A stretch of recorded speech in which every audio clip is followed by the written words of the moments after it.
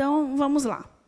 Vamos iniciar aqui com o nosso objetivo geral, que é apresentar uma visão geral de como os espíritos influenciam as pessoas, modificando-lhes o comportamento.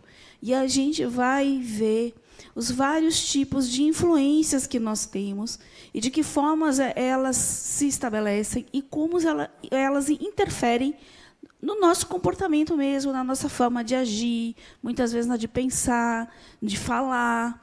Então, é isso que nós vamos conversar hoje. Objetivos específicos: estabelecer o conceito de obsessão como uma influência espiritual prejudicial a que todos estamos sujeitos. Definir os principais tipos de obsessão. Definir quais os fatores predisponentes que ocorrem para a ocorrência da obsessão. E aí que a coisa começa a pegar. Aí que a conversa começa a ficar interessante, né? Explicar de forma bastante clara as técnicas utilizadas pelos espíritos na obsessão. Ok? Pronto. Lá no Livro dos Espíritos, na questão 459, a pergunta é a seguinte: influenciam os espíritos em nosso pensamento e em nossos atos? Quem já leu aí sabe a resposta? Sim, muito mais do que imaginamos, né? Aqui, agora bonitinho. A sua influência é maior do que supondes, porque muito frequentemente são eles que vos dirigem. Uma das características da obsessão, na maioria de nós, né, quando não são aquelas obsessões realmente com um cunho mais intenso, é a sutileza das sugestões, né? E agora eu vou fazer aqui com vocês, eu vou pedir a vocês, aliás, que façam um exercício de tudo aquilo que nós estivermos aqui falando sobre obsessão, obsessores, e a gente vai botar umas aspinhas aí, né, em obsessores, a gente traga isso também para a nossa vida encarnada. Porque, afinal, os espíritos são pessoas, né, assim como nós. São pessoas como nós. Espíritos são pessoas, pessoas são espíritos. Certo? Então, dando continuidade, né, toda influência é prejudicial? O que vocês acham? Não? Não, né? Não. Nós também somos influenciados de forma muito positiva na vida, né? Existe uma diferença entre uma influência que leva a um processo obsessivo e de uma influência de alguém, né? Porque nós somos também, no mundo dos encarnados, nós temos muitos amigos mesmo, pessoas que já conviveram com a gente aqui, enquanto encarnados, pessoas que fazem parte de uma grande família universal que nós temos e conquistamos ao longo de todas as nossas encarnações. Então, o mundo dos espíritos não é povoado apenas de pessoas que estão ali, né, desequilibradas, querendo nos prejudicar. Não é assim. Nós temos boas influências. Então, influência em ação sutil, agora ela pode ser boa ou má para a pessoa, né? De um espírito sobre outro e tem caráter eventual sem intenção ruim. Então, uma influência é algo muito de momento, não é algo contínuo. Acontece que aquela influência seja uma boa influência, como uma má influência, mas ela ocorre, ela é momentânea, não é um aspecto de continuidade. Isso é uma das diferenças dos processos obsessivos. Por quê? A obsessão é a ação persistente de caráter contínuo que um espírito exerce sobre outro. E é sempre negativa. Mas vem cá, Tânia. E se eu tenho um espírito que me influencia o tempo inteiro para o bem? Isso pode ser uma obsessão? O que é que vocês acham? Eu tenho um espírito que o tempo inteiro está me influenciando nas minhas ações, nas minhas atitudes, com a melhor das boas intenções, certo? Isso aí pode ser considerado uma obsessão?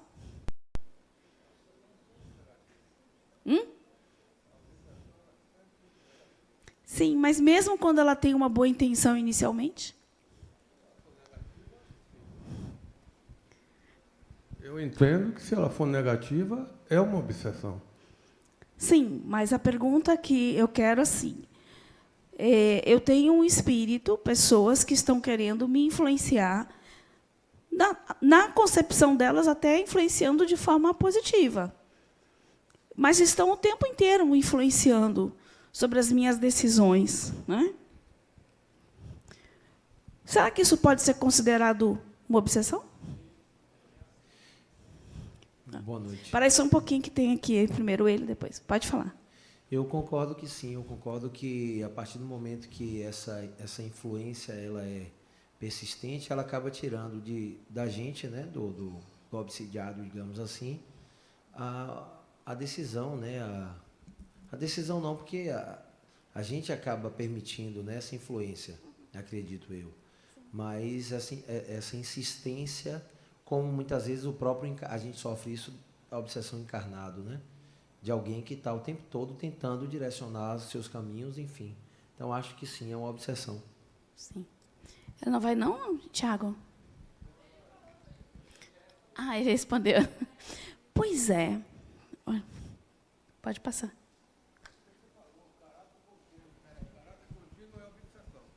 A influência é eventual. Se Isso. é contínua, é obsessão. Sim. Se é eventual, pode ser influência. Isso, como está ali. Exatamente. Mas, assim, a obsessão ele tem esse caráter de uma persistência do outro, de querendo impor, né, uma forma de ser, uma forma de agir, algo que você considera até que seja correto, mas você está impondo para o outro algo que é bom para você, mas talvez não seja o mais adequado ao outro, né? Então, toda vez que alguém tenta influenciar você, não deixa você andar, não deixa você caminhar, não deixa você pensar, tomar suas decisões e quer conduzir a sua vida, isso não é algo positivo. Mesmo que ela esteja ali por trás, cheio de boas intenções. Então, a gente brinca muito, eu vou falar bem baixinho, porque meu filho está aí, né? Que diz que um bom obsessor é mãe, né? São os pais também, né? Porque, sério, os pais são ótimos exemplos disso. Quantas vezes a gente quer conduzir, né, a vida do filho, porque a gente quer o melhor para ele, e às vezes tira a oportunidade dele ser o que ele quer ser, de ser o que ele veio, né? Ele veio aqui com um propósito, ele é um espírito, né? Ele tem a sua vontade, a sua caminhada, e muitas vezes os pais atrapalham isso, né? Então, isso é uma obsessão. E foi bem legal quando você fala que a gente vê isso encarnado mesmo. A obsessão é possível. Quantas vezes nós vemos as pessoas influenciando o outro, às vezes de forma bem negativa? A gente vê isso todo dia. Então, é bom a gente parar para pensar que uma obsessão ela pode começar com um caráter de querer ajudar, inicialmente. Mas a imposição da ideia do outro, o direcionamento que o outro dá, acaba influenciando de forma negativa a pessoa. Certo? Não.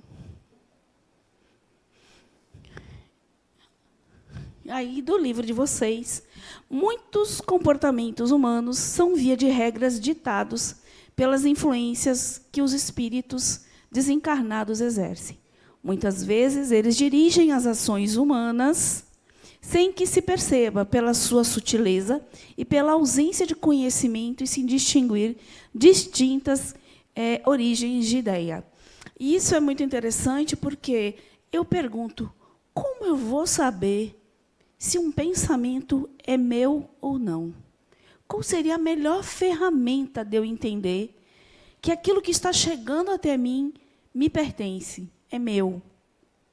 Aquela forma de pensar, aquela forma de agir, aquelas palavras que eu estou, né, naquele momento, liberando para o outro, para situações. Como será que eu faço para conseguir entender o que é meu? Ninguém tem uma ideia? Aqui. Com o microfone. Como eu combinei aí no iniciozinho. Obrigada. Oi. Só fazer a pergunta de novo, Tânia, por favor. Como eu sei que eu estou sofrendo uma influência? Como eu tenho ideia de que aqueles pensamentos não são meus, que aqueles desejos, aquelas vontades não são minhas, que aquela forma de pensar não é minha? Olha, eu vou falar um negócio que acontece comigo, que eu acho, normalmente, quando não é meu, né? Então, assim, quando vem algo novo, que você nunca viu na vida, assim, que, tipo assim, algo... Não que você considere errado, mas, tipo assim, não é o seu pensamento, entendeu? Vamos supor, eu estava fazendo uma regressão esses dias, e aí estava vindo vários pensamentos meus e de outras coisas que eu nunca tinha ouvido. Então, assim, você consegue diferenciar, assim, quando é seu e quando não é seu. Sim, mas para você chegar a essa conclusão de que não é seu, o que a gente precisa? Ética, valores, princípios? Eu posso dizer que, para que eu conheça esses valores, essas éticas, eu tenho que se autoconhecer. Então, a nossa ferramenta para entender o momento em que a gente está sendo obsediado, que a gente está recebendo uma influência de algo que não é nosso, que não nos pertence, é o autoconhecimento. É uma análise profunda de quem eu sou. Ah, Tânia, como é que eu vou fazer? Porque a maioria de nós não sabe nem o que é mesmo, né? A gente fica na dúvida danada, é a nossa constância desse autodescobrimento nosso. Mas nós sabemos, temos uma ideia de como mais ou menos é o nosso padrão. Nós temos os nossos valores, nós temos a nossa ética, nós temos uma determinada educação, né, que nós recebemos, né, nas nossas famílias, né, a nossa educação formal. Então, nós temos uma ideia de como somos, né, como é mais ou menos o nosso padrão, né? Mesmo que este padrão oscile, porque nós somos humanos, então nós não estamos o tempo inteiro bem, não estamos o tempo inteiro maus também, mas nós temos mais ou menos um padrão que nos define. Tânia é uma pessoa calma, vamos dizer, não estou dizendo que eu sou, não, viu? Mas estou dando um exemplo. É uma pessoa calma, que normalmente não usa palavras de baixo escalão, uma pessoa que tem cuidado como vai falar com o outro, né? Com educação, para não magoar. Tem essa... Se isso vem para mim de uma forma muito diferente, um pensamento onde eu estou extremamente agressiva, um pensamento onde eu quero xingar uma pessoa, algo está errado. Isso não é o meu normal. A minha educação, eu fui educada na minha casa que a palavra mais simples para o meu pai, ele considerava palavrão. Era briga na hora. Qualquer coisa que a gente falasse. Então, desde pequenininha, nós fomos orientados a não falar determinadas palavras.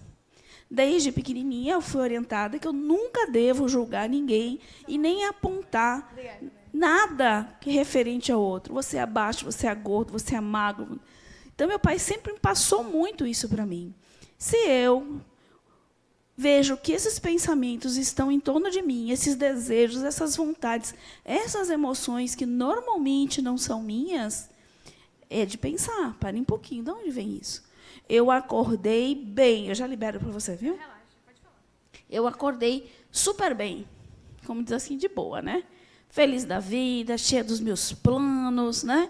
Já vi o que eu vou fazer durante o dia, no meu trabalho, como vai desenrolar, a solução. Estou bem, tomo meu café, sorrindo, feliz. De repente, eu saio lá na esquina, viro a esquina, começo a ficar irritada, começo a ficar angustiada, chego agitada, sem motivo absolutamente nenhum. Vamos pensar, de onde vem isso, às vezes? Essa vontade louca de chorar, de tristezas. Então, é uma análise profunda do que nós somos. E aí, Tânia, como é que eu faço para entender isso? Simples, é muito bom chegar no final do dia, quem sabe a gente fazer o exercício de entender tudo aquilo que eu fiz que está em desacordo comigo. O que está em desacordo comigo, com a minha forma de ser? Sabe? O que eu fiz que eu acho que eu poderia não ter feito? O que eu falei que não era necessário ser dito? Então, percebam que, para a gente entender esses processos obsessivos, para entender essas pessoas que chegam até nós, que se conectam com nós, a gente precisa fazer uma análise. A análise começa por nós, por cada um de nós.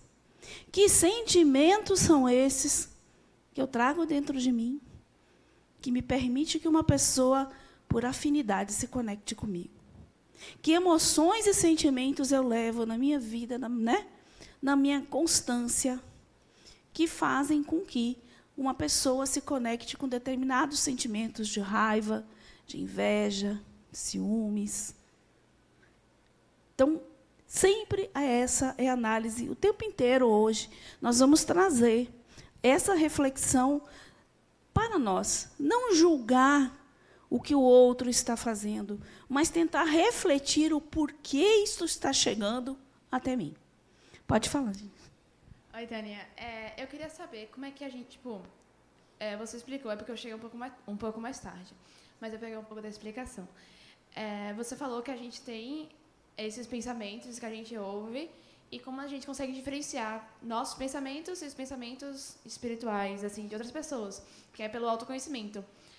Mas eu queria saber, porque tem casos que eu queria saber como a gente vai diferenciar se são realmente espíritos que estão falando com a gente ou se é alguma patologia esquizofrênica nossa.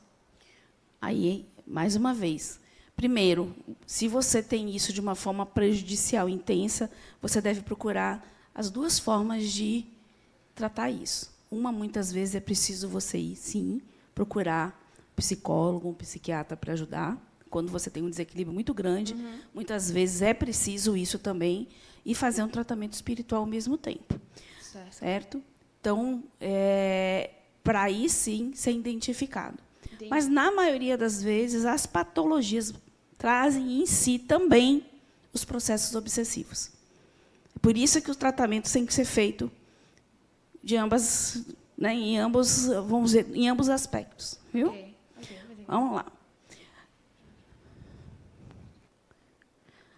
Afinal, o que é obsessão? Olha o que o Evangelho nos traz. A obsessão é uma ação persistente que um espírito mau, e aí a gente vai botar mais umas aspinhas aí, exerce sobre um indivíduo. Apresenta caracteres muito diversos, desde a simples influência moral, sem perceptíveis sinais exteriores, até a perturbação completa do organismo e das faculdades mentais. Então, como eu falei, nós temos esses processos obsessivos, essas influências que são muito sutis, que a gente não consegue nem perceber que está sendo influenciado, porque não chega a alterar seu comportamento de forma, a sua personalidade. E tem pessoas que chegam que mudam completamente, que se tornam agressivas, completamente diferentes do que elas são. Então, a gente vai ver esses graus, de obsessão. Quando eu digo que boto umas aspinhas, entre espíritos maus, é porque cada vez mais hoje a gente vai entendendo que os desencarnados são simplesmente pessoas como nós, que estão sem o corpo físico, que estão habitando agora, neste momento, no plano espiritual, e que levam exatamente sua personalidade, o que são. Então, são pessoas como nós. E, assim como nós, temos todas essas nuances, da bondade absoluta à maldade mais extrema, porque somos capazes de tudo. Por quê? Porque simplesmente tudo isso está dentro de nós. Eu costumo falar que, se nós formos pegar a trajetória humana, desde que nós encarnamos, nós saímos do primitivo, totalmente instintivos, sem aspecto moral e ético nenhum, porque era assim, logo que nós encarnamos a primeira vez. A gente vem passando, no nosso processo evolutivo, passamos pela barbárie. Todos nós, então, já matamos, já morremos, já estrupamos, já fizemos de tudo, já pilhamos. Tá? Aí a gente vem passando, evoluindo, chegar até aqui, e ainda continuamos fazendo aberrações. Então, tudo isso está dentro de nós. Tudo habita dentro de nós. E esse tudo é que possibilita as conexões. O que dentro de mim grita mais alto? Quem sou eu internamente? O que eu emano é o que eu atraio. O que eu emano é o que eu atraio. Certo? Então, esses maus, na realidade, muitas vezes, é desequilíbrio mesmo, é ignorância mesmo. E algo muito interessante da gente pensar, um aspecto do obsessor, né, que é essa pessoa que está em desequilíbrio, ele diz muito de nós. Então, neste aspecto, o obsessor é um excelente professor, é um excelente mestre, porque ele está mostrando para você exatamente o que você precisa melhorar dentro de você. Porque se essas pessoas chegam até você por sintonia, por frequência, pela vibração que você emana, significa que você está emanando exatamente essa vibração que permite que ele te conecte. Ah, Tânia, eu me conecto sempre com espíritos raivosos. Então, trabalhe a raiva que existe dentro de você. Ah, eu me conecto com espíritos extremamente possessivos. Então, trabalhe esse sentimento de posse dentro de você. Então, nesse aspecto, os obsessores são excelentes professores. Excelentes. Okay? Influência que um ou mais espíritos tentam obter sobre o indivíduo, desejando prejudicá-lo. Né? Via de regra, normalmente, o processo obsessivo tem por detrás sentimentos, né, que levam ele a querer prejudicar mesmo a pessoa. Embora a gente tenha visto que existe a possibilidade de inicialmente não começar assim, mas acaba sempre sendo algo prejudicial. Né? Tânia, Oi, boa noite. Só fazer uma conotação. Eu estou aqui pensando, né? Sim. Nessa questão do obsidiado e da obsessão. E tenho observado agora no mundo, né? No Brasil principalmente, os dados, aumento de índice, eu estava vendo estupro, morte, assassinato. Então parece que está havendo uma... Eu não sei se isso tem a ver com a psicosfera no geral, mas está havendo um aumento muito grande. Está nascendo assim, eu não sei se é verdade absoluta, mas eu percebo um aumento enorme. Isso tem a ver com toda a atmosfera que a gente está vivendo hoje no mundo, tanto lá a guerra quanto a criminalidade no Brasil, onde a gente está. Não é só aqui, é um aumento generalizado. É bem bacana essa colocação, porque se você para pensar, a gente diz que vive num planeta de provas e expiações, e é que ele está no momento de regeneração. O que precisa acontecer para que a gente mude, que a gente vire essa chavinha? A vibração. Né? É a vibração. A gente precisa mudar a vibração. Então, essa vibração ela é um conjunto de cada um. Então, se nós queremos mudar a vibração do planeta, nós precisamos mudar a nossa vibração, cada um individualmente. Agora, pense que, quando você está neste movimento de mudança, né, tudo que não é bom também aflora. Tudo que não é bom aflora. Então, é como se existisse, de fato, uma batalha aqui, né, para ver até onde, de fato, nós já estamos preparados para isso. Quem está preparado para isso?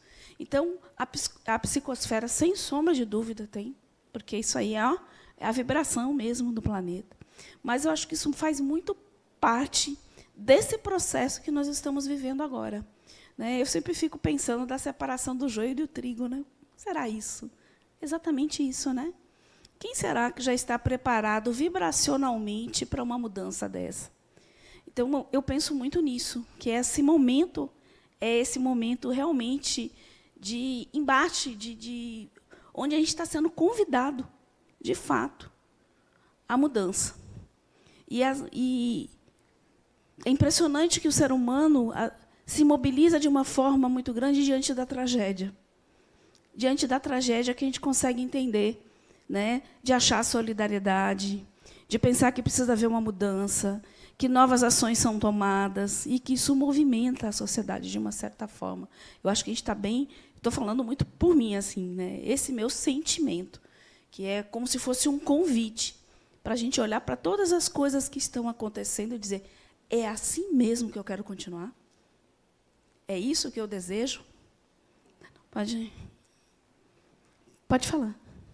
Oi, Tânia, boa noite. Boa noite. Aqui. Voltando um pouco à sua fala e combinando com tudo que já foi dito até aqui, acho que muito perpassa do que você chamou a gente para reflexão, que é o autoconhecimento. Sem Ele dúvida. é importantíssimo, tanto no que o colega falou também, que você mencionou a questão da vibração, né? A gente só vai conseguir vibrar, cada um individualmente e nesse coletivo, se tivermos esse autoconhecimento. Porque até assistindo uma palestra antes de vir para cá, de Adenauer, ele cita muito essa questão de que o obsessor ele age muito em nossos complexos.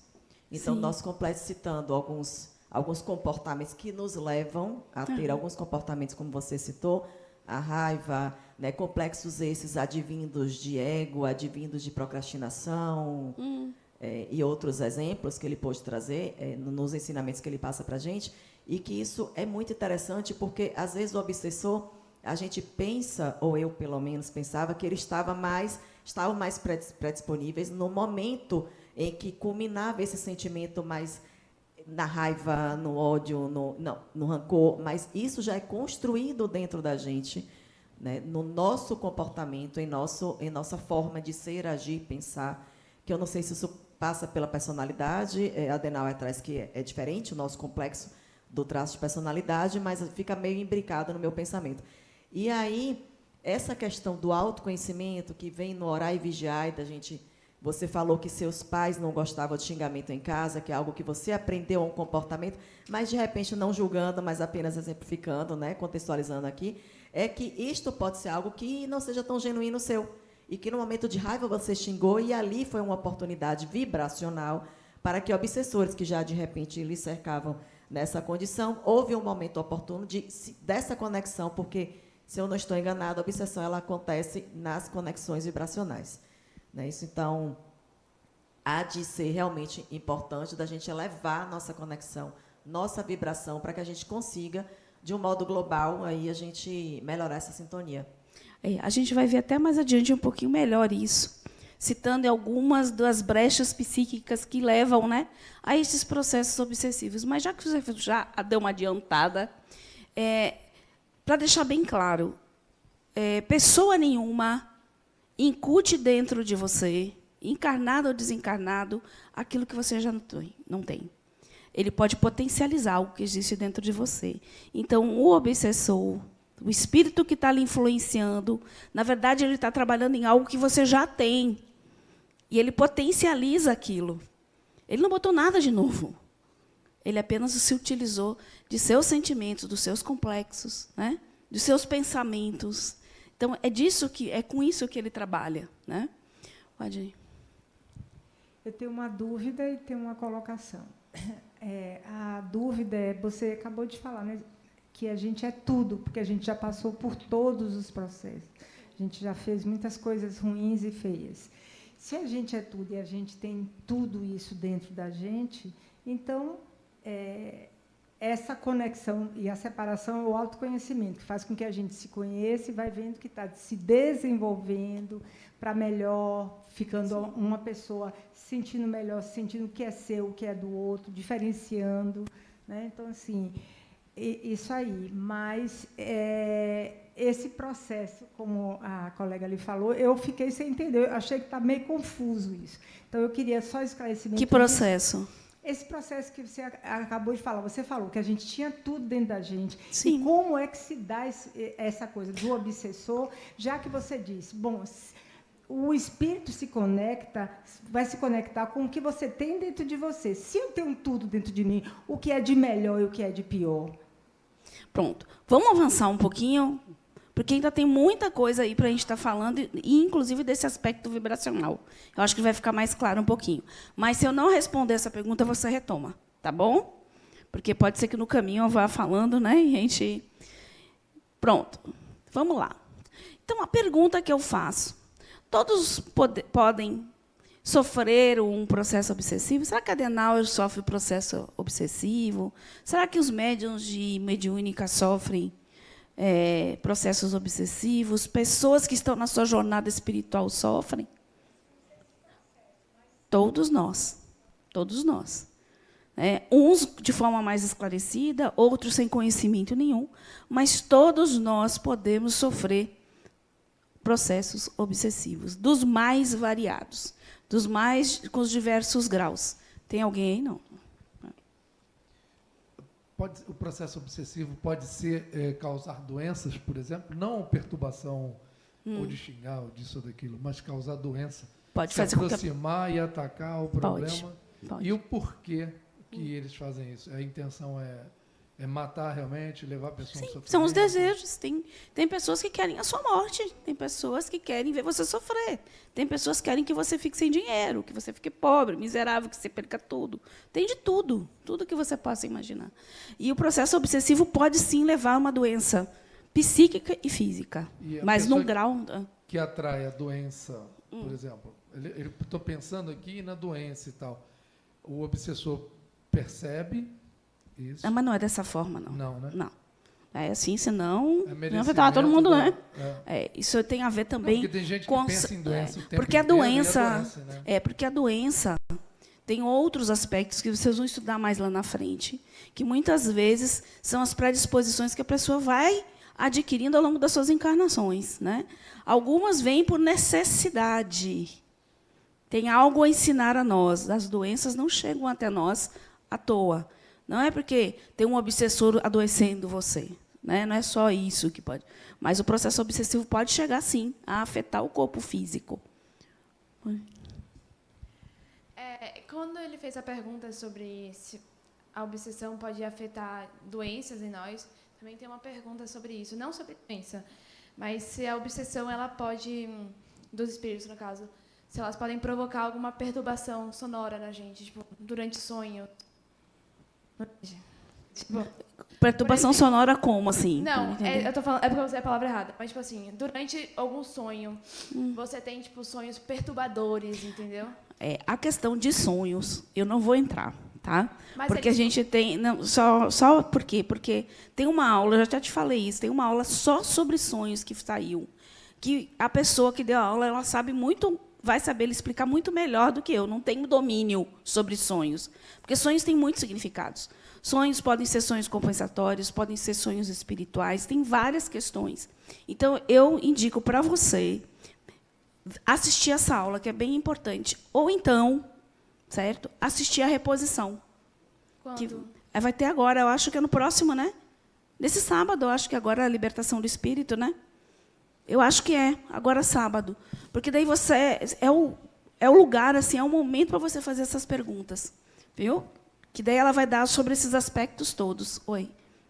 A gente te informa. Libertação do espírito, Depois. Pronto. Então, sim, as imperfeições morais dão aso à ação dos espíritos obsessores. Só um pouquinho. É isso que eu quero dizer, que eu estava falando.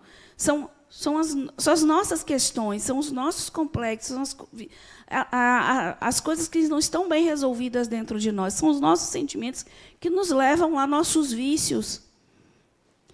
Tudo isso nos leva a esses processos, mas a gente vai ver alguns deles mais à frente. Pode falar. Quando se fala em espírito obsessor, né, a gente associa a uma condição de energia negativa que traz para a gente, né? Existe alguma obsessão que traga algo positivo para o espírito? Não, nenhuma obsessão é positiva. Mesmo quando ela começa, bem como eu falei no iniciozinho, mesmo quando ela começa com uma boa intenção, ela acaba sendo prejudicial. Aquela pessoa no seu campo inteiro, o tempo inteiro, dizendo e querendo determinar as suas ações. Então, acaba se tornando algo, em vez de ser benéfico, prejudicial. E a obsessão só parte de um espírito desencarnado para o encarnado ou pode ser de um encarnado para outro encarnado? Essa pergunta eu vou responder lá na frente, que tem lá bonitinha, toda arrumadinha para você ver, tá bom? E quem pode obsediar? Nós, né? Se os espíritos desencarnados, né, são pessoas como nós, que simplesmente deixaram o corpo físico e estão lá levando essa personalidade, significa que qualquer um de nós pode levar questões com outras pessoas e que, em algum momento, a gente queira obsediá-lo. Aliás, eu ouvi uma coisa muito legal quando eu estava aí sentadinha no básico, de um facilitador. Ele faz parte do núcleo médico aqui e trabalha na parte da cura, né? Dirige a cura. E Sheldon foi muito interessante, que ele chegou aqui, virou assim, gente, eu tenho uma notícia para falar para vocês. Não existe obsessor. Nossa, foi um auê, né? Uma plateia de espíritas, né, que virou e mexeu, está ali fazendo desobsessão, né, com suas questões, desequilíbrios, com 1000 influências. Como que não, Sheldon, que não tem obsessor? Né? Tem uma sessão de desobsessão, uma mediúnica desobsessão aqui. Como não existe obsessor? Se não existem obsessores. Existem pessoas num processo de obsediar o outro, assim como existem pessoas num processo de serem obsediadas. Porque quando você fala, você é um obsessor, é como se você estivesse botando uma marca naquela pessoa, como se não fosse, ela fosse capaz de ter algo bom dentro dela. Todos nós também temos a nossa porção diabinho e a nossa porção anjinho. Então, eu achei muito interessante isso, para a gente começar a entender quem são esses obsessores e a gente não julgá-los como sendo apenas pessoas ruins. E o que será que levou esta pessoa a fazer o que faz para determinada outra pessoa? O que tem por detrás dessa relação? Sabe aquela velho ditado que diz que uma história sempre tem 2 lados? Então, o quê? Posso seguir? Isso vale para a gente encarnado aqui, viu? Somos os obsessores quando desejamos fazer prevalecer nossas ideias e impor nossas verdades a outrem. Somos os obsessores quando criticamos, julgamos e condenamos o outro sem pleno conhecimento de causa. Alguém já se viu numa situação assim? Alguém querendo fazer isso ou você tentando fazer isso? Né? Vamos parar para pensar em quantas vezes talvez a gente tenha se portado como um obsessor para o outro. Nas várias relações da vida da gente. Familiar, profissional, amorosa.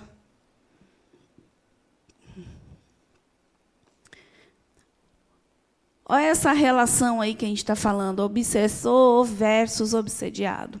O obsessor não é diferente de nenhum de nós. Ainda prisioneiro de paixões milenares que repercutem e ecoam de séculos em séculos. Muitas vezes são questões que vêm se arrastando por reencarnações e reencarnações. E as pessoas presas naqueles sentimentos, porque não são capazes de perdoar, porque não são capazes de entender, né, que cada um é espírito, que todos estamos na jornada e que nós acertamos e erramos. E nós fazemos isso não por maldade, muitas vezes, mas por ignorância. Então, parar e pensar um pouco. Hermínio de Miranda nos traz essa reflexão. As imperfeições morais do obsediado constituem frequentemente um obstáculo à sua libertação.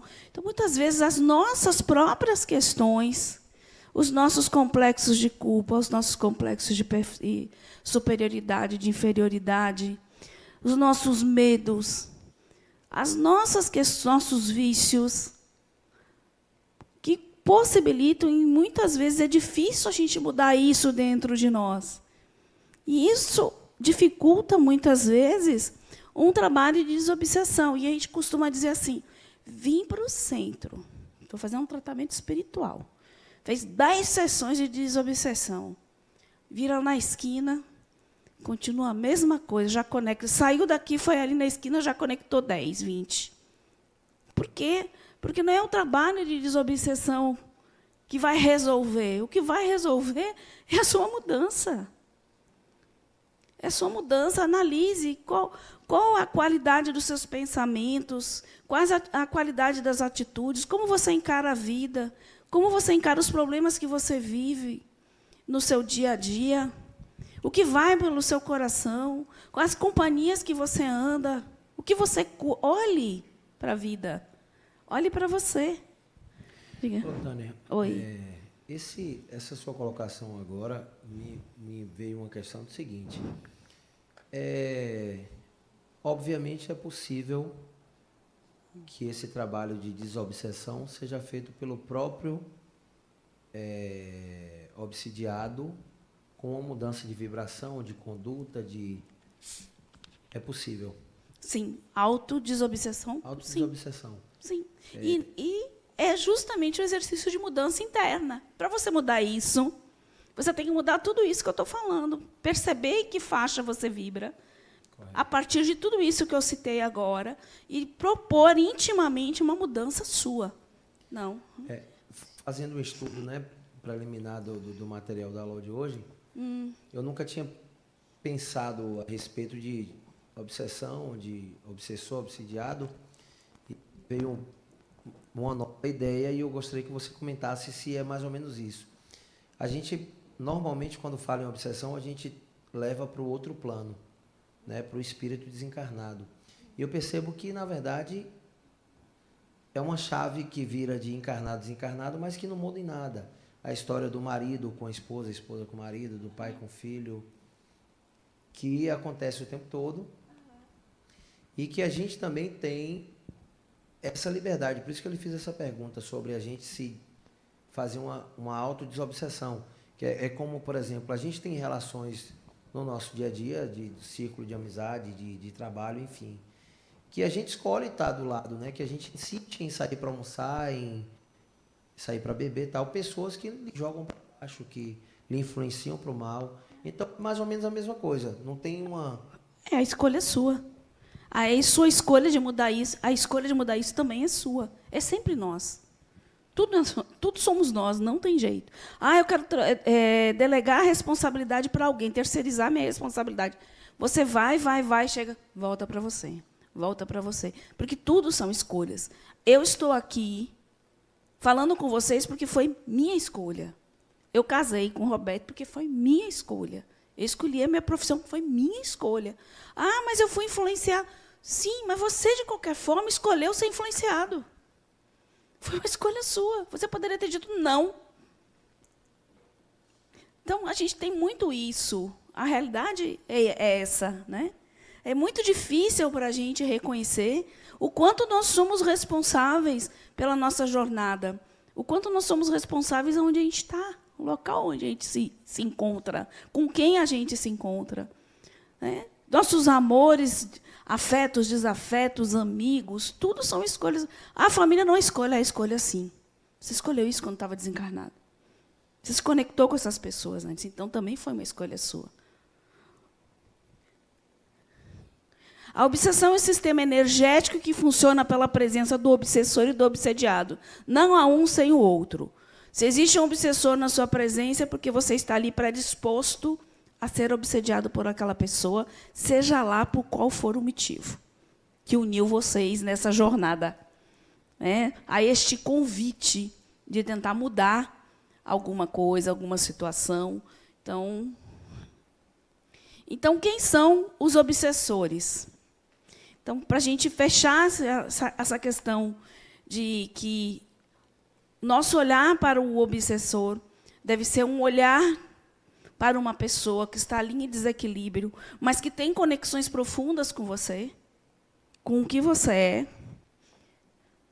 Não existe maus espíritos, mas pessoas em desequilíbrio e de personalidade difícil, pois não há uma categoria de espíritos naquela condição. Aqueles que agem em desacordo com as normas sociais e morais não fazem parte de uma categoria como se pertencessem a uma raça diferente. São pessoas que, naquele momento, estão em atitude inadequada e, muitas vezes, comportamentos radicais. Embora algumas pessoas desencarnadas prejudiquem encarnados pela obsessão, elas também podem ter boas atitudes em outras situações de sua realidade. Isto é, não são permanentemente obsessores. Ninguém é permanentemente mau. Tânia, mas a marginalidade, bandido, eles também amam. Eles têm muitas vezes suas famílias, seus filhos. Eles não são capazes de amar? Eu não estou justificando que o que está... Não é uma justificativa para o que fazem, mas dizer que são pessoas que têm também outros sentimentos e em que, em algum momento na sua jornada, na sua caminhada, também vão promover mudanças. Esse melhor vai vir à tona, né? Então, quem são os obsessores? Eu acho que já ficou bem claro aqui para a gente, né? Quem são esses obsessores? É gente como a gente que sofre, que precisa de compreensão e paciência. E tragam isso não só para os desencarnados, tragam para a vida, né? Para a nossa relação. São pessoas em conflitos consigo mesmas e, portanto, com os outros, com o mundo, com a vida, com Deus e com o próprio amor. Seres humanos reais, com traços de personalidade variados e que são mais do que perseguidores implacáveis, obstinados em fazer o mal às pessoas. Então, a ideia é que a gente saia daqui com um olhar diferente, achando que essas pessoas sempre têm o poder de nos prejudicar, porque quem delega este poder a eles somos nós, a partir do que somos. Vamos ver alguns tipos de obsessores, né, dessas pessoas que são... Agora, prestem atenção que tem muito a ver com a relação nossa mesmo, do nosso dia a dia. Quem são essas pessoas? Qual o seu comportamento? O que levam elas a determinadas atitudes? Olha que interessante aqui. Caseiro, né? E aí eu me lembro, quem viu aquele filme Os Fantasmas Se Divertem? Alguém conhece? É meio antiguinho, né? Mostra muito isso. É aquela pessoa, são aquelas pessoas que desencarnam, estão apegados ao lugar que moram. Ficam ali o tempo inteiro naquela casa, não querem sair. Se acham dono daquele lugar e o desejo é expulsar. Então, são aqueles fantasmas que ficam assombrando, né, que a gente vê nos filmes, as casas. Né? Raramente tentam fazer mal às pessoas, mas muitas vezes têm a intenção de expulsá-las, pois acha que é o único que tem direito de morar lá. Interessante, né? O outro, aquele por atração. Atraídos por afinidades, quando encontram alguém com o mesmo perfil psicológico ou com uma afinidade, as mesmas energias negativas como a raiva, mau humor, agressividade, vícios, ciúmes, inveja, depressão, ódio, ganância, tudo de bom, né? Só coisa boa. Não é mal intencionado, apenas deseja se alimentar dessa energia que, ao seu ver, são prazerosas. Muitas vezes ele acaba protegendo sua vítima, pois é sua fonte de prazeres. Aí eu me lembro sempre de pessoas com problema de alcoolismo. Vai para a rua, bebe até cair, não sabe como volta, não sabe como morre, não morre atropelado. Nem nada. Gente, da mesma forma que a gente tem espírito bom protegendo a gente, também tem os outros lados. Então, é a fonte de energia do prazer dele. Então, vamos ajudar, né?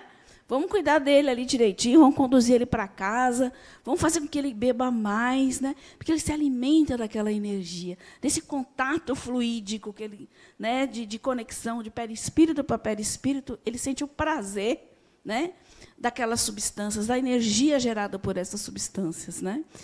Então, assim para o cigarro, para a bebida, para todo tipo de vício, né, que gera essa sensação de prazer. Por amor, esse é ótimo, por amor. Por amor a gente faz coisa, né? A gente mata por amor, né? Escolheu permanecer 24 horas por dia ao lado de quem amava desesperadamente. Normalmente é um recém-desencarnado, ex-marido, ex-amante, ou um familiar muito próximo. É melhor a gente não ter amante, viu, gente? Porque basta um marido, uma esposa para estar obsediando depois, viu? 2 não é demais. Né? Ele normalmente não tem consciência de sua morte.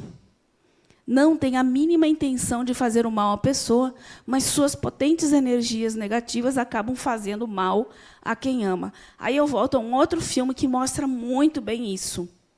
2 filmes, aliás, que mostram muito bem isso. Um é aquele filme que... não é Ghost, não. O Sexto Sentido. Quem viu o filme Sexto Sentido? Maravilhoso, viu, gente? É a história de um médico psiquiatra que é assassinado, né, por um dos seus pacientes, e o filme todo ele está ali ajudando um menininho que, na realidade, era médium e via espíritos o tempo inteiro. Mas ele estava ali na condição de médico. Ele não sabia que ele tinha desencarnado. Então, ele continua morando na casa, continua com a mulher, e a mulher numa tristeza profunda. E várias cenas mostram ele chegando para jantar com ela. E ela está lá triste na mesa, num lugar que eles costumavam jantar. Aí ele chega, senta, ela paga a conta e sai chorando. Aí ele dá a entender que ele está triste, que ela está triste com ele, zangada com ele. Ele chega em casa, ela não fala com ele. Então, e ele estava desencarnado, e ele não percebia isso, e permanecia o tempo inteiro, e aquilo fazia muito mal a ela. Ele só foi entender isso depois. Muito legal o filme. E o outro é aquele Amor Além da Vida. Quando ele desencarna, ele fica querendo cuidar dela o tempo inteiro. E ela sempre triste, triste, até que chega um momento em que ela está na sepultura dele. Vocês lembram desse, quem viu esse filme? Ela está desesperada, chorando, e ele vai tentar consolar ele. Quando ele chega perto dela, trazendo aquela energia dele, ela sente isso e ela desespera. Naquele momento, ele entendeu que ele não estava fazendo bem e se afastou dela. É bem isso aí. Bem isso. Escravo, traumatizado e confuso com a sua morte, continua a vagar como se fosse um zumbi. Existem pessoas encarnadas que sabem como aprisionar e fazer espíritos seus escravos, e, por medo de sofrerem, obedecem às ordens de seus chefes encarnados. Não têm um padrão de comportamento, pois seguem as ordens de quem o comanda. É difícil esse tipo de espírito se libertar por si. Ele está tão perdido, e a gente vê, às vezes, pessoas na vida encarnadas tão perdidas, que qualquer um leva, faz o que quer, não é assim? No desespero, quem chegar e oferecer o mínimo faz com que a pessoa se deixe levar e acaba fazendo tudo que o outro comanda. A gente vê isso demais, principalmente na vida do crime. Quando a gente fala que são os encarnados que se utilizam desses espíritos para fazer esses rituais de magia negra, no sentido de prejudicar o outro, de fazer esses trabalhos que querem, fazem trocas com essas pessoas, e eles acabam obedecendo. Então, são as pessoas que estão bem perdidinhas mesmo na vida. Autônomo, muito apegado aos prazeres materiais, quando encarnados, continuam vivendo no mundo físico, mesmo depois de sua morte. Eles têm consciência da morte, mas continuam aqui. Vivem em bordéis, bares, pontos de uso de droga e qualquer outro local no qual conseguem se alimentar dessas energias. Fazem favores para as pessoas encarnadas em troca dessas energias.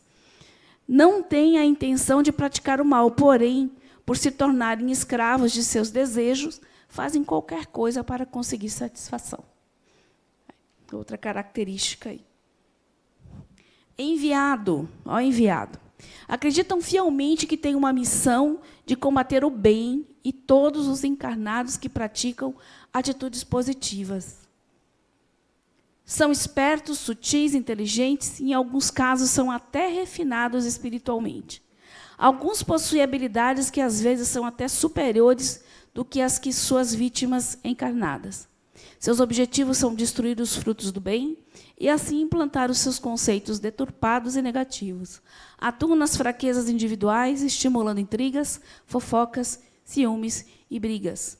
Para quem trabalha em grupos mediúnicos, isso é algo que a gente precisa ter muito cuidado. Muito cuidado mesmo. Porque é impressionante o que são os ataques espirituais e as influências que se estabelecem para dissociar esses grupos mediúnicos. Eu tenho certeza que muitos de vocês, quando resolveram vir para cá, tomar um pouco de consciência de quem são de fato, tentar buscar uma melhoria, porque todos nós estamos numa jornada em busca de algo, e esse algo é melhorar o que somos. Isso aí, sem dúvida.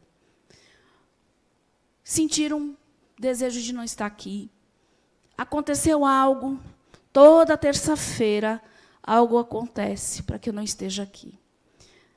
Na família, eu fico doente, eu tenho uma discussão que me desequilibra. Quantas vezes a gente se vê em situações dessa? Eu disse, poxa, parece que tem alguém tentando fazer com que eu não vá. Pode ter certeza que tem. São muitas pessoas desse tipo aqui. Vários grupos mediúnicos, muitas vezes, se desestruturam quando não estão muito equilibrados em função disso. Que eles querem fazer o mal pelo mal. É bem interessante, nós já tivemos, em nossas reuniões mediúnicas, muitas vezes, a visita de pessoas assim, né, quando a gente faz a atração do campo. E é incrível a forma que elas se portam, porque são, de fato, inteligentes, refinados, sabem falar, têm uma boa conversa e não mostram nenhum pingo de sofrimento. Outra ideia que a gente precisa também ter, tirar, desmistificar, que todo espírito que está lá no umbral, fazendo mal, está arrastando na lama, viu, gente? Tem gente que está muito bem. Está muito bem, obrigado, vivendo muito bem e gostando do que faz. Gostando do que faz. Então, é bem... né? O vingador.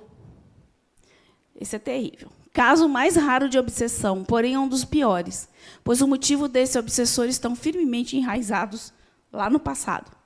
Tem essas dolorosas lembranças, como se tivesse acabado de acontecer. Se lembra perfeitamente de tudo que sofreu nas mãos de seus obsediados. É movido por muito ódio e está disposto a seguir seu obsediado do berço ao túmulo para conseguir se vingar. Então, a resposta é: tem quem queira que a gente morra mesmo. A gente não sabe o que fez, né, lá atrás. A gente não sabe. E aí, eu trago essa imagem que eu gosto muito. Isso não somos nós? Ó, a minha porção diabinho e a minha porção anjinho.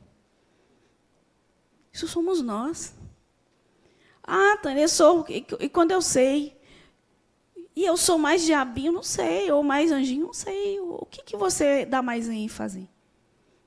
Como é que eu vou saber isso? Voltando novamente.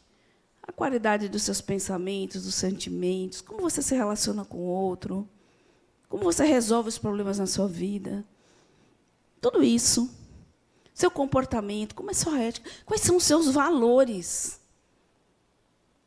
Né? Quais os valores? Porque isso tem muito a ver com a sua própria filosofia de vida. Como eu vivo?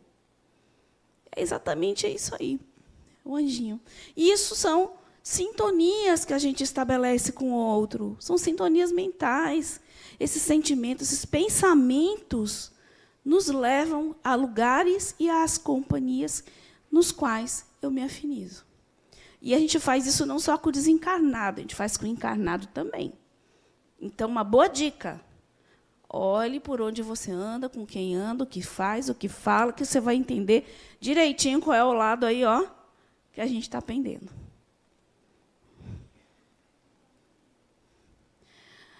Há uma perguntinha do Livro dos Espíritos interessante.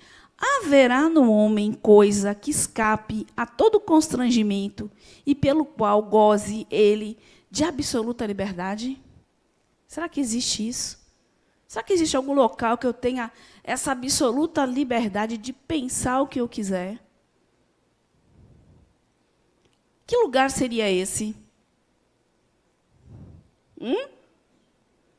Que lugar seria esse que eu teria toda a liberdade de fazer e pensar, pensar e desejar, sem me preocupar com ética, com nada? Aonde? Aonde? A mente. Aqui eu posso ser o que eu quiser, desejar o que eu quiser. Eu tenho plena liberdade, plena. No pensamento goza o homem de ilimitada liberdade, pois que não há como pôr-lhe entraves. Não tem como. Eu não tenho como pôr entraves sobre o pensamento do outro. Não é verdade? Tenho. Eu estou aqui conversando com vocês. Vocês estão com 1000 pensamentos a respeito daquilo que eu estou dizendo. Uns concordando, outros não concordando. Uns dizendo, até que ela tem uma certa razão. Um achando que não, eu não sou assim. São vários pensamentos. Né? Bobagem o que ela está falando. Poxa, tem sentido o que ela está falando. Eu não tenho como, ninguém tem aqui como saber, né? Porém, qual o padrão de seus pensamentos? É a grande pergunta que ele faz. Qual o padrão de seus pensamentos? Porque esse padrão é o que vai estabelecer sua sintonia mental com outras pessoas, encarnados e desencarnados, né? Então, vamos falar aqui um pouquinho, só relembrando, porque a gente já falou aqui, né, sintonia, de vibração, de tudo isso, né?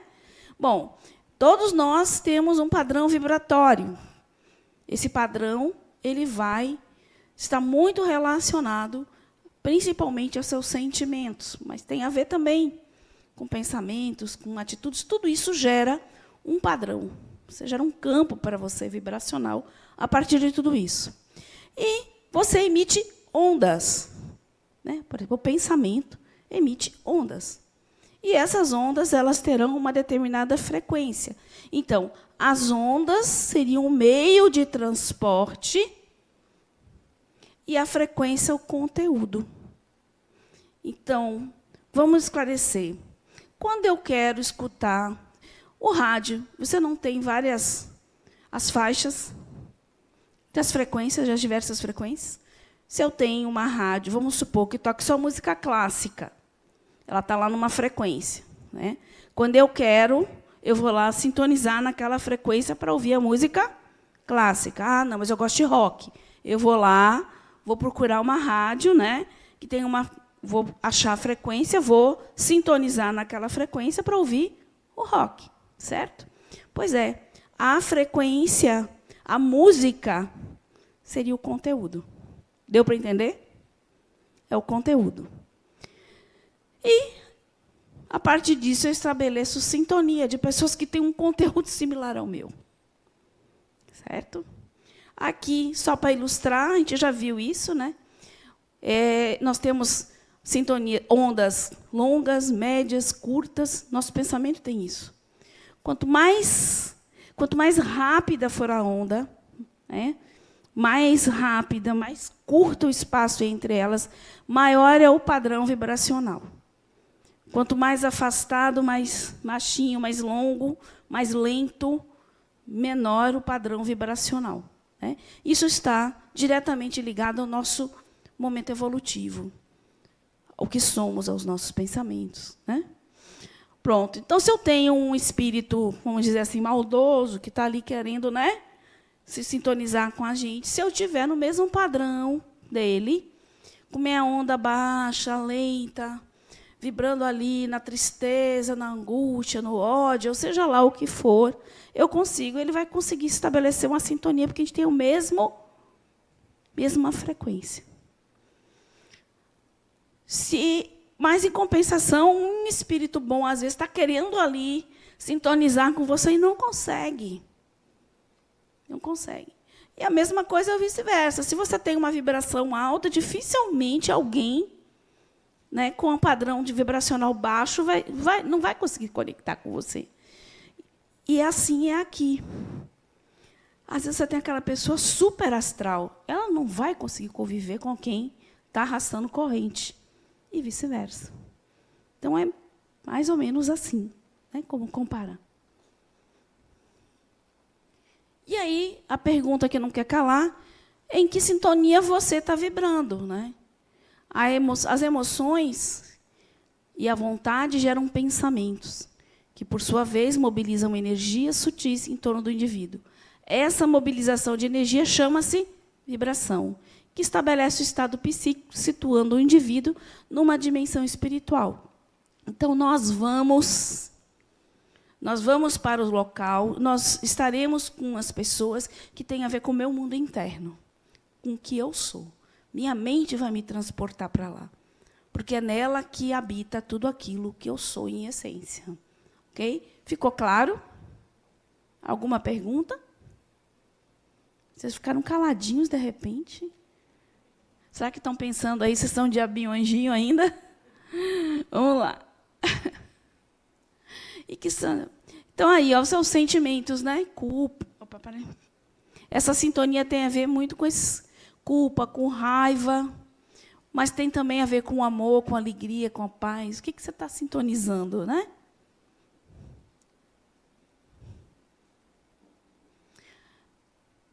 A conexão do obsessor e obsediado se dá através da conexão entre ondas mentais emitidas pelo obsessor, que encontra receptividade no obsediado, acentuando suas preocupações, fobias e tendências. Lembra que eu falei que ninguém coloca nada lá dentro. Ele só potencializa aquilo que a gente já tem. Nosso pensamento é uma radiação expelida em forma de ondas eletromagnéticas que formam um fluido mental magnético que causa a atração. Só para a gente fechar aí a questão da vibração. E agora, várias expressões de um mesmo problema. Ó. Então, vamos ver os tipos de obsessão que pode se estabelecer. Teve alguém que perguntou aí sobre isso. Ó, quantos? O mais conhecido, que é o do desencarnado para o encarnado. Certo? Mas pode se dar do encarnado para o desencarnado, sabia? A gente pode obsediar alguém que já desencarnou. O outro, de encarnado para encarnado. Nós temos aqui obsessores bem encarnadinhos. Ó, de desencarnado para desencarnado também. A gente, ó, como a gente leva o que é, que a gente continua obsediando, mesmo depois de desencarnado. Autoobsessão. Você sabia que boa parte dos processos obsessivos tem a ver com a gente mesmo? A gente mesmo se sabotando? A gente mesmo se obsediando? A gente mesmo achando que não é capaz? Que não merece? Que não consegue? É interessante isso. Obsessão recíproca. Tem isso, né? Às vezes você está numa relação obsessiva de um para o outro. Um obsediando o outro. Olha também. Opa! Pronto, acho que ficou claro aí? Olha quantos tipos de relação você tem com o outro nesse processo aí, né, de influência do outro, de cobrança do outro. Vamos ver. Ô, Tânia. Oi. Esse negócio de autoobsessão tá difícil de entender. Porque se a obsessão é um tipo de influência que um espírito faz sobre o outro, e eu sou um espírito, não sou dois, como é que eu faço uma autoobsessão? Porque você, através dos seus pensamentos, você se torna incapaz, você se acha incapaz de fazer e realizar as coisas. Você, com seus pensamentos, começa a influenciar a sua vida. A achar, por exemplo, que não vai conseguir atingir uma meta. Se acha incapaz de ser amado. Tudo isso também é um processo de autoobsessão. É possível também. Existe a obsessão e tem a autoobsessão, que é de você para você mesmo. É um processo seu. Hã?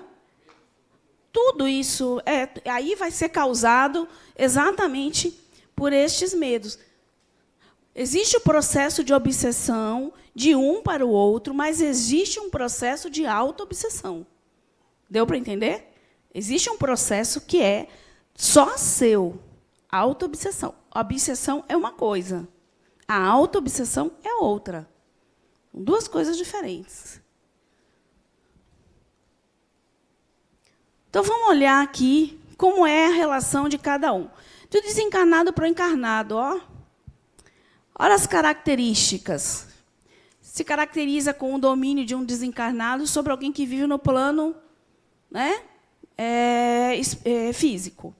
Em muitas situações não é percebido ou pressentido pela vítima. Daí a gente vai ver os graus aí, a gente vai ver os graus de obsessão e vai enquadrar isso. Em muitas situações não é manipula o campo de energia de várias maneiras.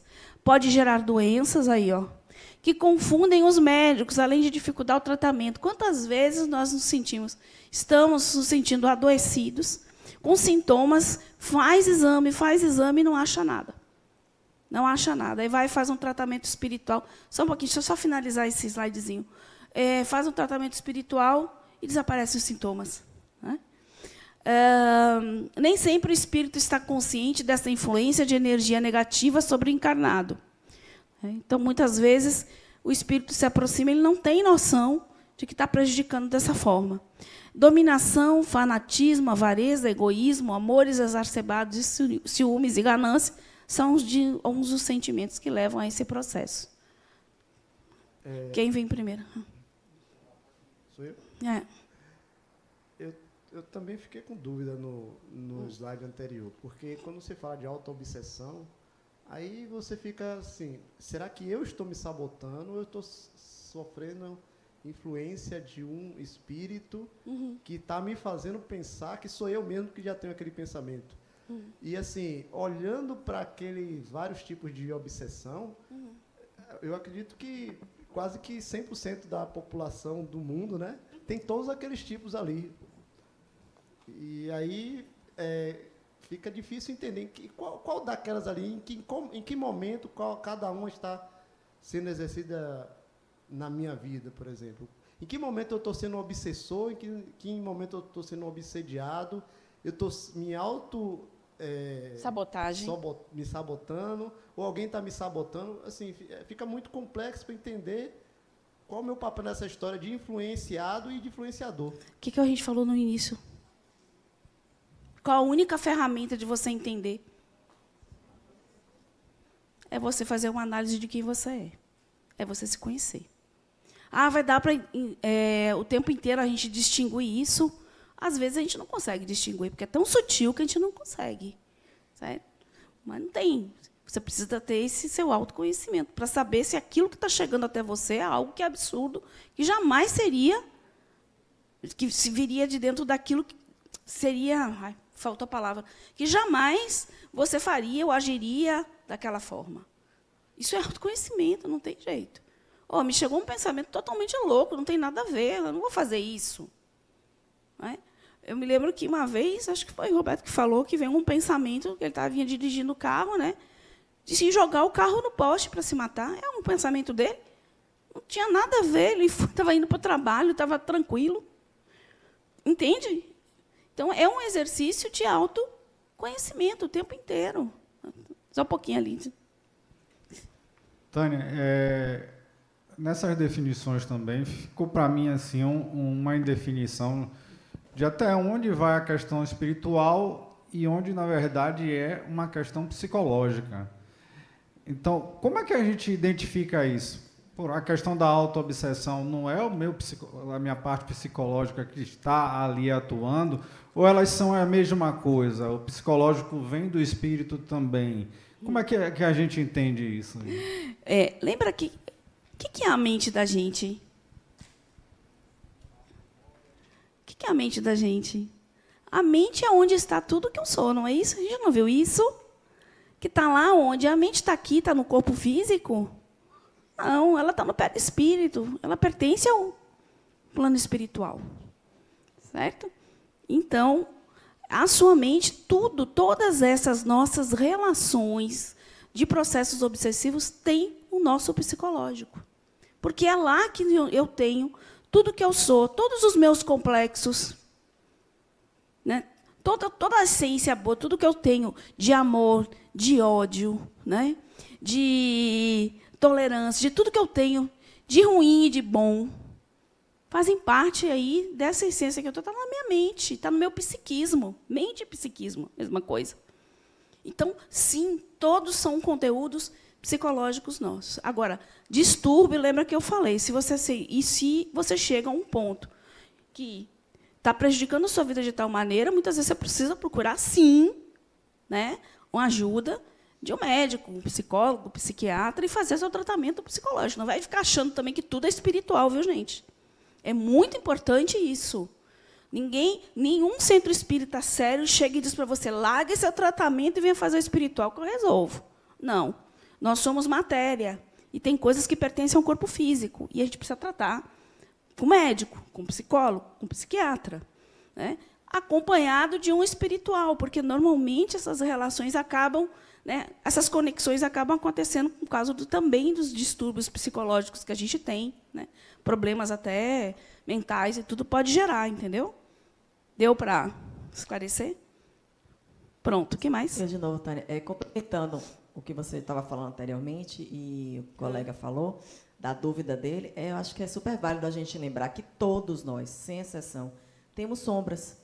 Temos o nosso lado, como você falou, o anjinho e o diabinho. Sim. Então, às vezes, é difícil a gente enxergar a nossa sombra, e que isso não vem de fora do obsessor. está dentro de nós mesmos. Por isso que penso que possa vir essa reflexão sobre a questão da autoobsessão. Porque há de se trabalhar. Somos perfectíveis, né? Não estamos feitos, não estamos prontos. E é uma questão de conhecimento, autodescoberta, autoconhecimento constante. Muitas vezes a gente só se depara com a nossa sombra quando a gente vê no outro ali que é a questão que nos atinge, nos incomoda, nos faz perceber. E grande maior parte de nós acaba pensando que o problema está fora. Então, vem a questão que você citou também das escolhas. Eu costumo dizer lá em casa que eu tenho 3 filhos, ele já sabe, lá vem minha mãe, a vida é feita de escolhas, mas né, nós somos responsáveis por nossas escolhas e pelos frutos delas, seja boas, seja ruins. Então, essa questão de saber lidar e entender que também temos sombras e que precisamos trabalhar. Tem muita coisa que a gente precisa trabalhar. E o interessante dessas sombras, né, que tanto para o lado positivo como, né, para as questões que a gente ainda não conseguiu resolver, que nos tocam, né, porque é aquilo que diz, cuidado com aquilo que você projeta no outro, porque tem que falar muito de você. Então, tudo aquilo que você vê no outro fala de você. Né? Bem interessante. Ok? Fale. Eu queria só dar meu testemunho, porque eu acho que eu já falei aqui, tenho certeza que eu já falei aqui numa outra aula, sobre um processo que eu vivi há 20 e tantos anos atrás, espiritual mesmo.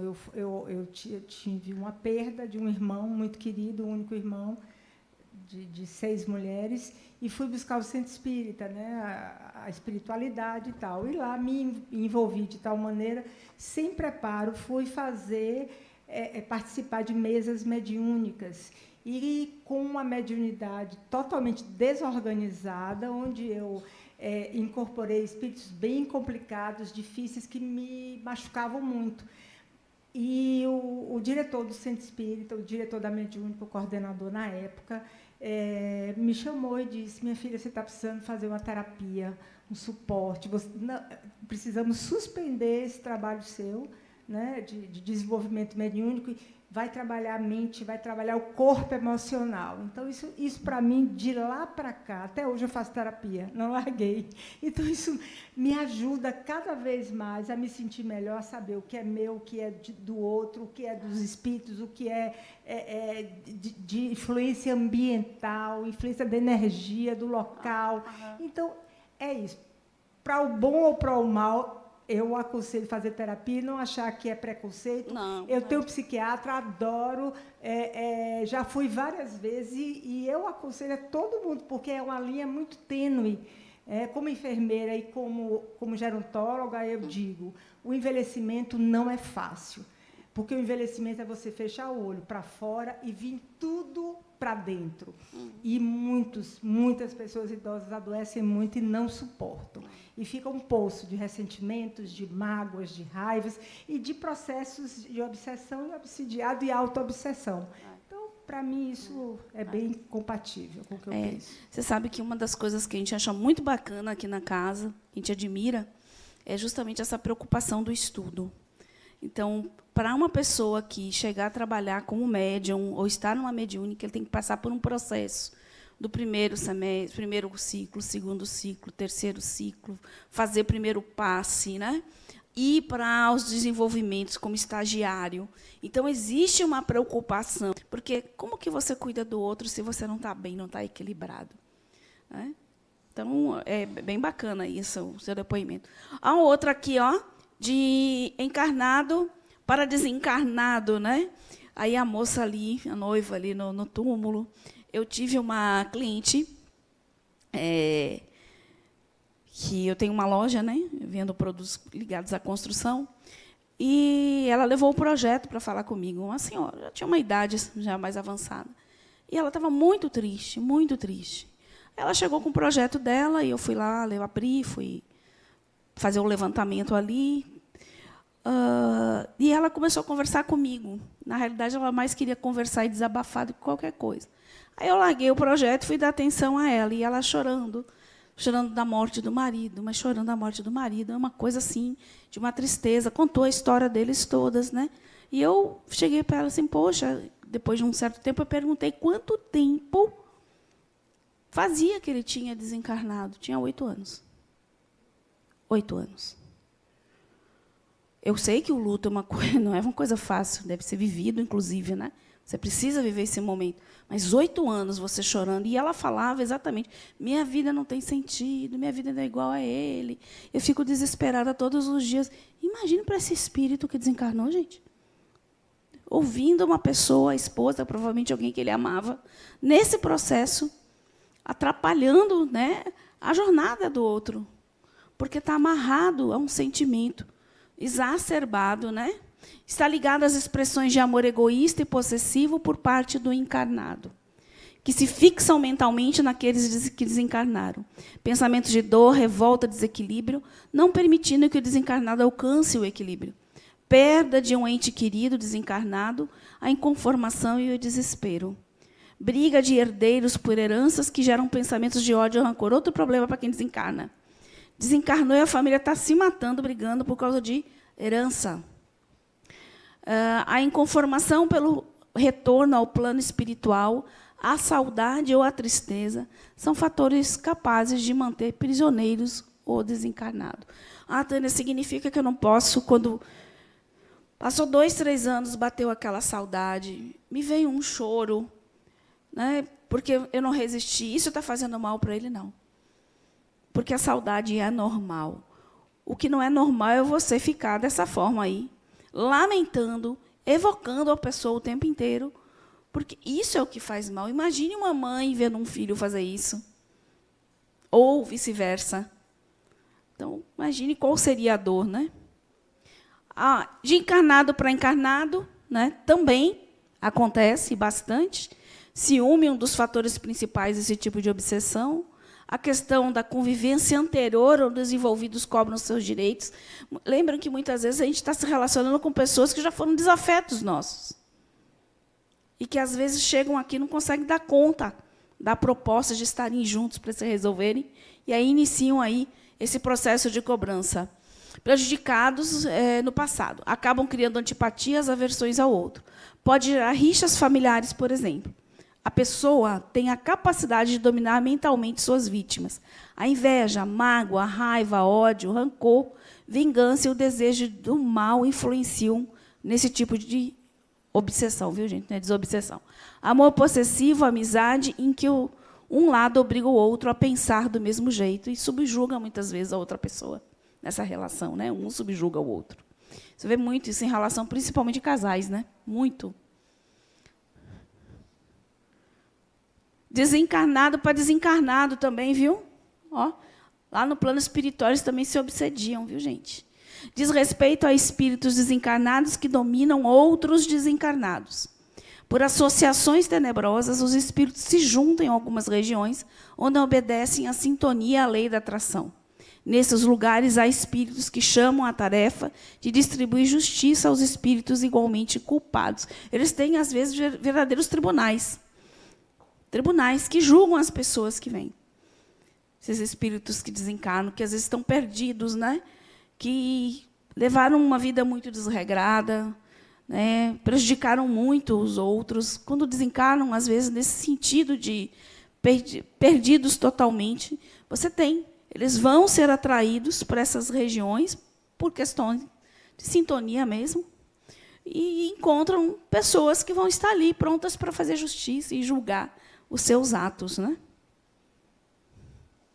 Espíritos endividados e compromissados entre si através de associações de idêntico padrão vibratório. Por isso que se encontram lá, né? Aqui. Sobre esse tema que você estava falando, Tânia, eu li um livro chamado O Guardião da Meia-Noite. Ele é excepcional falando exatamente sobre isso. Ele conta sobre um espírito, o que ele fez na vida aqui, falando que ele matou algumas pessoas e tal. E quando ele chega do outro lado, ele começa a sofrer exatamente desde o momento que ele está no cemitério até o processo dele se desprender do corpo. E quando chega no final, ele não quer sair daquele local de onde ele estava, no umbral, porque ele começa a perceber que ele foi o principal causador de onde ele estava. E nisso ele começa a conversar com outros espíritos e trazer eles para o lado do bem. Então, é exatamente isso aí que você estava falando. E nesse livro, ele retrata de forma, acho que mais fácil para a gente entender. Ah, legal. Depois coloque lá no grupo. Mas digite ali no grupo. Coloca para a gente, tá? Tá, ótimo. Ó, autoobsessão que a gente estava falando. Nesse caso, a pessoa se auto-atormenta numa espécie de punição a si mesmo. Então, ela está se autopunindo, se auto-sabotando. A causa desses tipos de obsessão residem nos problemas anímicos, nossos problemas íntimos, pessoais. São nossas questões. Ó, dramas pessoais desta e de outra vida. Traumas, remorsos, culpas, situações provindas da intimidade do seu ser que lhe prejudicam a normalidade psicológica. Muitas vezes, esse processo de autoobsessão, de autossabotagem, é tão grande que a pessoa estagna. Ela não consegue seguir. Então, autoobsessão. E aí dá para partir para aquilo que você falou. A gente vai ter aula de desobsessão. Hoje a gente está sendo obsediado, né? Na próxima terça vai ser a desobsessão, viu, gente? A recíproca é aquela que um espírito obsedia o outro. A escravidão mútua e a perseguição são características desse tipo. A relação se transforma em uma simbiose, ou seja, um não pode viver sem o outro. É um amor desequilibrado e cercados aí de interesses materiais. Paixões avassaladoras que deixam os envolvidos totalmente cegos e qualquer acontecimento se fecha um egoísmo a dois. E mesmo quando alguém questiona a gente, vocês acham que realmente vocês vale a pena estarem juntos? Não, mas a gente se ama. A gente se ama. Não consegue nem reconhecer o mal que um está fazendo para o outro, né? E essas obsessões, todos esses tipos, têm vários graus, né? Várias tonalidades, vamos dizer assim. Quais são? Simples, fascinação e subjugação. Qual será delas é a pior, hein? Subjugação? E aí, quem acha que é diferente? Quem acha que é a simples aí? A fascinação, quem acha que é a pior? Fascinação. Você não vale, Tiago, baixa aí. Subjugação. Quem acha que é a subjugação?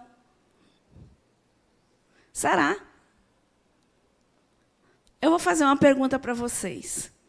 É mais fácil você tratar uma pessoa com uma doença ou tratar um viciado? O que é mais difícil de tratar? Por quê? Porque ele gosta, porque dá prazer. Um doente quer ficar curado, o doente quer se livrar da doença. O vício não traz isso. O vício traz a falsa ideia de prazer. Então, quem será que é mais fácil aí? Quem é mais difícil aí de tratar? Oi? A fascinação. Né? A fascinação. Vamos ver por quê. Obsessão simples, uma influência sem domínio da personalidade, aquela coisa mais sutil, que te faz aquela sugestão, que te tira no eixo num dia, mas não altera o que você é. Você continua com aquela personalidade tranquila. É uma interferência momentânea no senso crítico, no discernimento.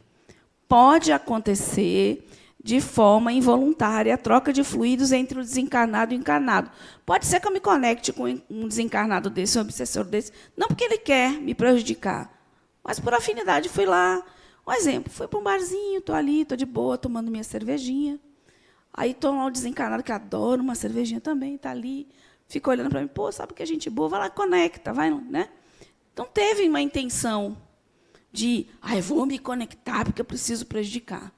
Mas isso pode virar uma obsessão a partir de que ele gostou tanto das energias da bebida que quer me utilizar como um instrumento, né? Ou virar o canudinho dele, né? Para ele absorver essas energias.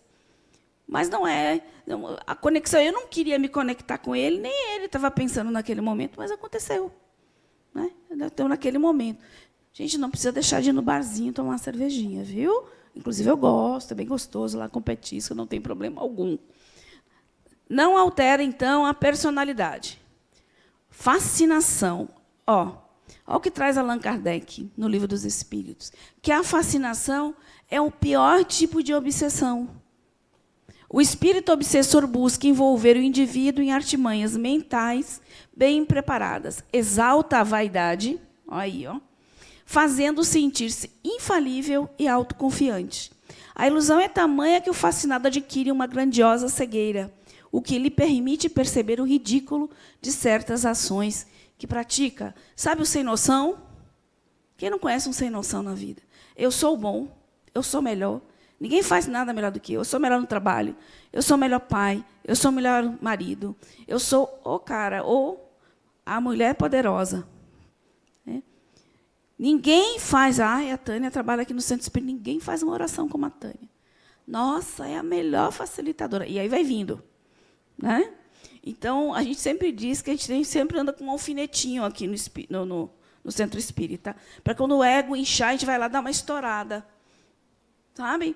Porque, sério, gente, essa é uma linha muito tênue. Porque mexe com as nossas vaidades, mexe com o meu ego. Então, você está, por exemplo, numa reunião mediúnica, ao invés de você estar fazendo o seu trabalho, você está julgando o trabalho do colega do lado. Mas aquele esclarecimento está horrível. Se eu estivesse ali, eu faria diferente. Normalmente, a pessoa, quando começa assim, ela é convidada, né, a momentaneamente se afastar e avaliar o porquê que ela está assim. Então, a fascinação faz bem para o ego, nos faz sentir bem, poderosos, melhores. Então, ninguém quer se livrar disso, que é bom, né? A massagem no ego. Agora vai ficar subjugado. Ficar dessa forma aqui, ó. É uma constrição que paralisa a vontade daquele que a sofre e o faz agir de mau grado. A pessoa não tem mais controle. A pessoa se joga no chão, a pessoa xinga. Eu tenho uma colega, né, que depois foi trabalhar com a gente, mediúnica, que ela disse que ela quase perde marido. A família já não chamava mais ela para as reuniões, porque ela estava na mesa com a família. De repente, ela conectava, saía agressiva, xingava, fazia horrores, porque ela não tinha mais controle. Subjugada. Né? O subjugado fica sob o domínio completo e total do obsessor. O paciente fica sob um verdadeiro jugo. E a subjugação ela tem esses dois aspectos, moral e físico. Né? Moral, o subjugado é constrangido a tornar resoluções muitas vezes absurdas e comprometedoras, e com uma espécie de ilusão ele julga sensata. Estou fazendo a coisa certa. Né?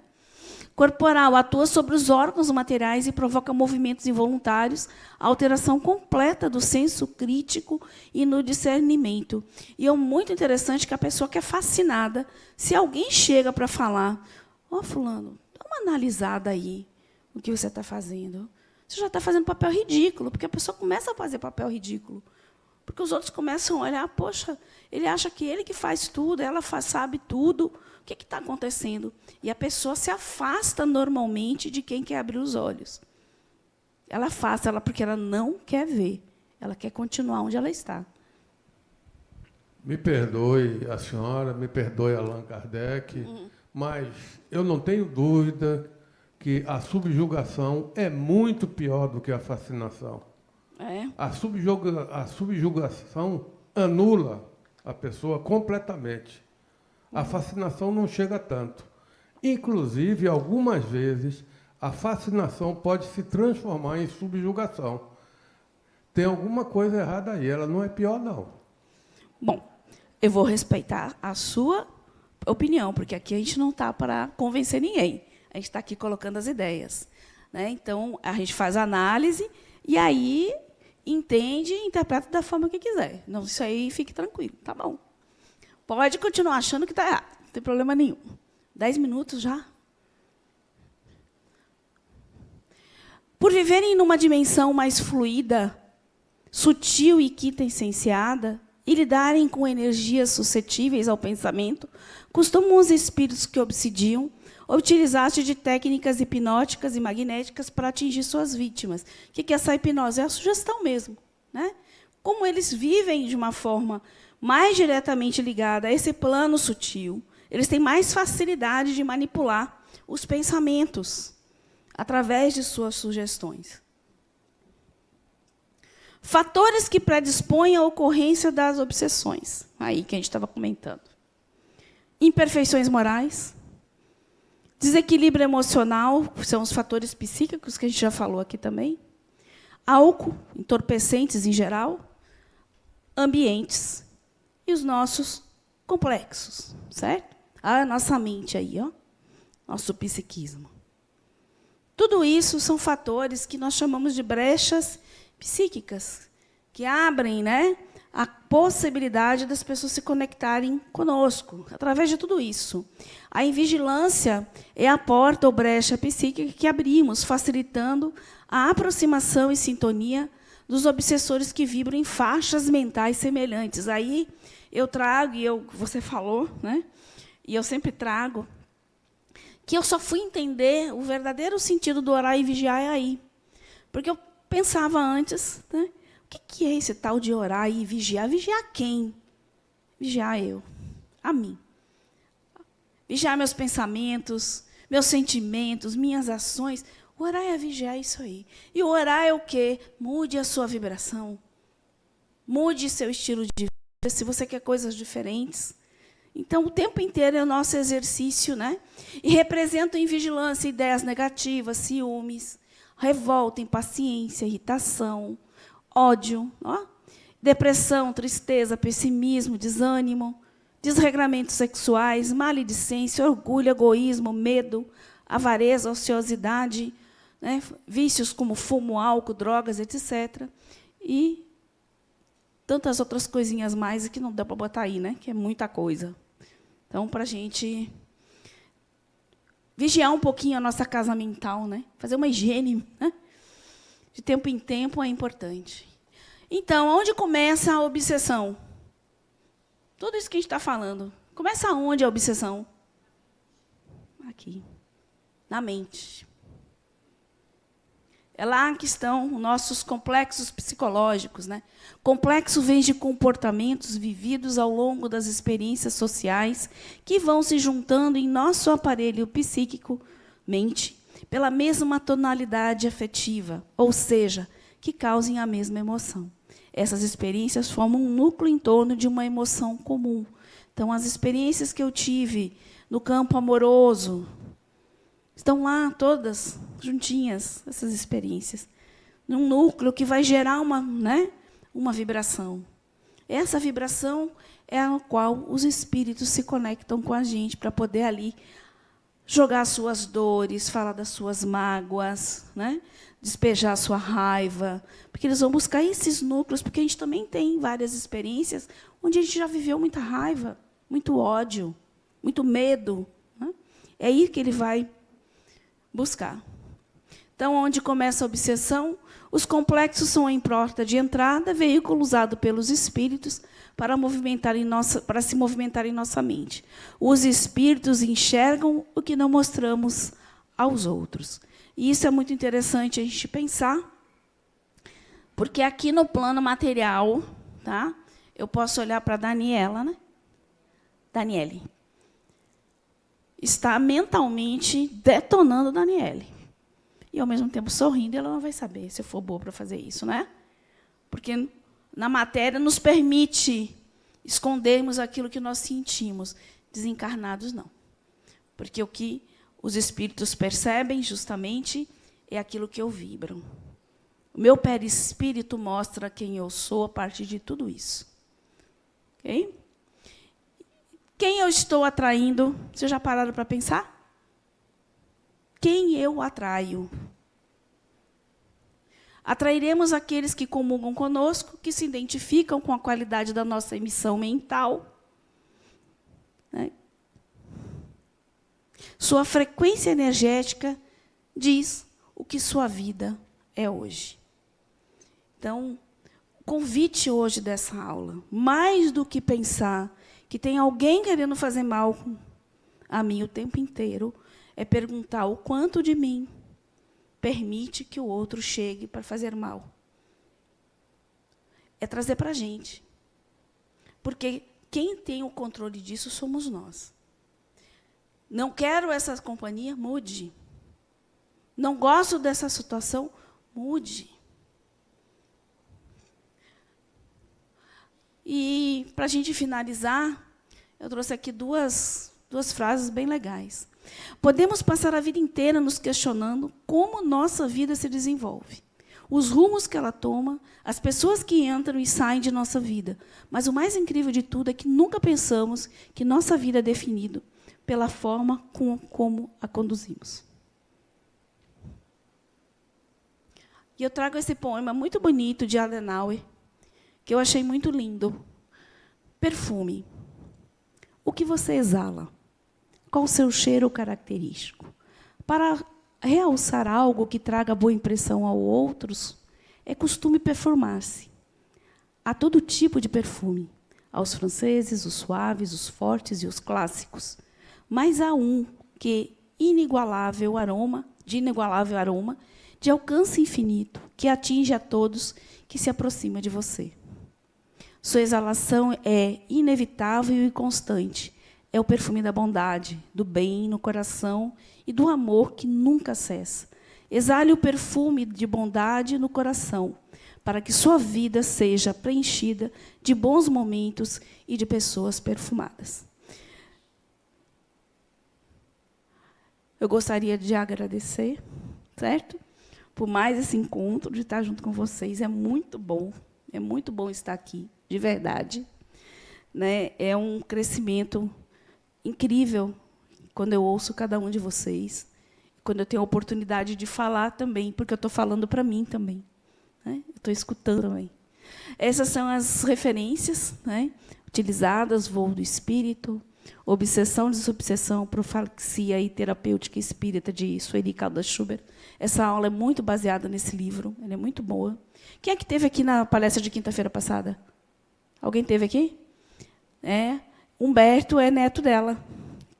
Ela tem vários livros interessantes. Diálogo com as Sombras, Teoria e Prática, de Hermínio de Miranda.